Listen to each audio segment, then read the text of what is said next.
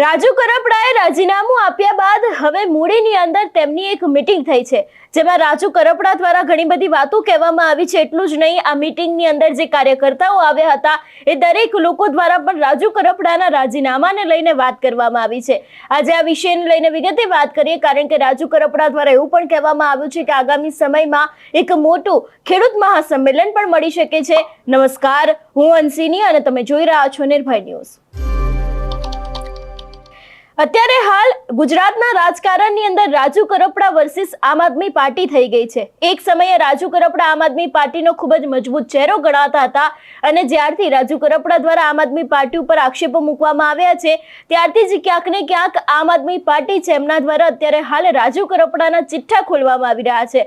આક્ષેપો તો એવા પણ સામે આવ્યા છે અને જે રીતે ગઈકાલે એક ઓડિયો વાયરલ કરવામાં આવ્યો હતો આમ આદમી પાર્ટી દ્વારા, જેમાં રાજુ કરપડા અને એક કાર્યકર્તા છે લોકો ભારતીય જનતા પાર્ટી જોડાવાને લઈને વાત કરી રહ્યા હતા। એ બાદ રાજુ કરપડાનો ખુલાસો આવ્યો કે આ સમગ્ર વિષય છે અને જે ઓડિયો છે તે AI થી બનાવવામાં આવ્યો છે। આક્ષેપોની વચ્ચે હવે જ્યારે ગઈકાલે રાજુ કરપડાએ મૂડીના જે કાર્યકર્તાઓ છે એ લોકોની સાથે એક બેઠક કરી હતી। આગામી સમયમાં મોટું એક ખેડૂત મહાસંમેલન થવાનું છે એવી પણ વાત કરવામાં આવી છે। એટલું જ નહીં, જે ત્યાંના કાર્યકર્તાઓ છે એ લોકોએ પણ એક બાદ એક આમ આદમી પાર્ટીમાંથી રાજીનામા આપી દીધા છે એવી પણ માહિતી સામે આવી રહી છે। સૌથી પહેલા તો એ લોકો દ્વારા શું કહેવામાં આવ્યું છે ને રાજુ કરપડાનું શું કહેવું છે તે પણ સાંભળીએ। નામ તો ગમે એનું ચાલી શકે, પણ નામ ચલાવવાની હિંમત જોઈએ। એ નામ બધા ખેડૂતોના મોઢે એ રાજુ કરપડા ઘણા ટાઈમથી તો મિત્ર હતા ને પછી આમાં જોડાણા, પણ ઘણા કામ મેં એવા ગામના ખેડૂતોના કરાયા છે જે ફોનથી રાજુભાઈ કેવું નથી પડતું, અહીંયા ફોન કરવો પડે તો ભાઈ તમારા આ ગામના કોણ, આ કોણ, કોઈ નથી કહેવાનું ભાઈ હાલો આપણે કાં રાજુભાઈએ કીધું કર દો હાલો, ઊભા કરાયેલા છે। એટલે ચાહના ઘણી છે અને અમે રાજુભાઈ સાથે છીએ। કોઈ બી કામ છે અમારે રાજુભાઈ પાસે આવશું। અત્યાર લગીની અંદર ઘણા નેતા આવી ગયા, ધારાસભ્ય આવી ગયા, પણ કોઈ માયનો લાલ ત્યાં સંભાળ લેવાયો નહીં।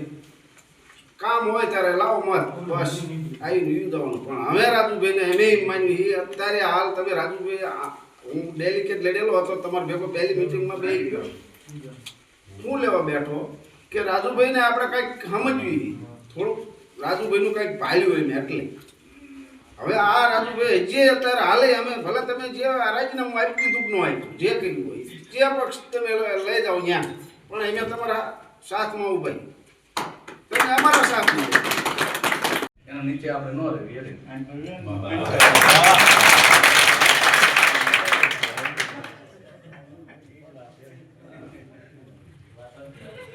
પહેલાંય કરતા હતા, અત્યારે કરે છે, ભવિષ્યમાં પણ કરશે, આપણને પૂરી આશા છે।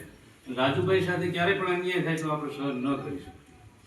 બસ રાજુભાઈની સાથે ખંભે ખંભે મુદ્દાની ઉભા છે। આંખો પણ કાઢી છે। મુદ્દાની વાત એ છે કે જ્યારથી હું સમજતા શીખ્યો ત્યારથી જ્ઞાતિ જાતિની બહાર તમામ લોકોને લાવી અને હું ખેડૂત છું, હું મજદૂર છું આવું કહીને મારો સમાજ કોણ, મારો સમાજ ખેડૂત છે ને આ એક નવી સાપ ઊભી કરવામાં આપણને સફળતા મળે ને તો એ આપણા પરિવારની સફળતા છે। આપણા પરિવારની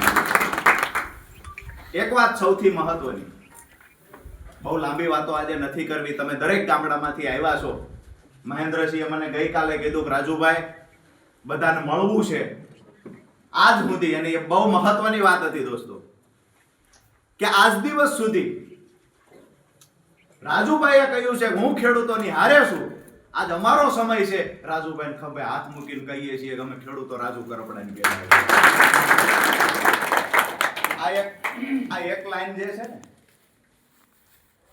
એક તરફ ગુજરાતના રાજકારણમાં ગરમાવો આવ્યો છે અને બીજી બાજુ અત્યારે હાલ જ્યારથી રાજુ કરપડાનું રાજીનામું પડ્યું છે ત્યારથી ક્યાંક ને ક્યાંક આમ આદમી પાર્ટી દ્વારા જે રીતે અત્યારે હાલ રાજુ કરપડાને લઈને ખુલાસા કરવામાં આવી રહ્યા છે, રાજુ કરપડા આમ આદમી પાર્ટી ઉપર એટલા આક્ષેપો મૂકી રહ્યા છે, તેમના દ્વારા તો ગોપાલ ઇટાલિયાને લઈને પણ ઘણી બધી વાતો કહેવામાં આવી હતી।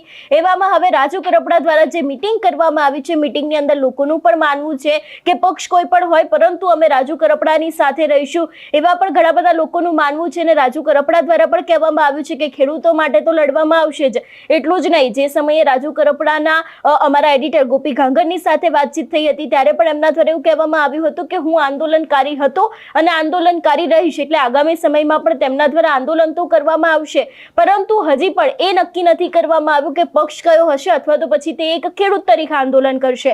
આગામી સમયમાં દરેક વસ્તુના જવાબ છે એ પણ જોવાના રહેશે કે શું આપવામાં આવે છે, કારણ કે એક તરફ ચર્ચાઓ એવો વેગ પકડ્યો છે કે ટૂંક જ સમયની અંદર રાજુ કરપડા ભારતીય જનતા પાર્ટીમાં જોડાઈ શકે છે. એવામાં તેમના દ્વારા મૂડીના કાર્યકર્તાઓની સાથે મીટિંગ કરવામાં આવી હતી અને આ જ મીટિંગની અંદર ઘણી બધી વાતો કહેવામાં આવી હતી. કાર્યકર્તાઓ દ્વારા પણ ઘણી બધી વાત કહેવામાં આવી છે. ત્યારે હવે આગામી સમયમાં જોવાનું રહેશે કે રાજુ કરપડા દ્વારા કયા ખુલાસા કરવામાં આવે છે. તમારું શું માનવું છે આ વિષયને લઈને અમને કમેન્ટ કરીને ચોક્કસથી જણાવજો. તેની સાથે અમારી ચેનલ નિર્ભય ન્યૂઝને લાઇક, શેર અને સબસ્ક્રાઇબ કરવાનું ભૂલશો નહીં. નમસ્કાર.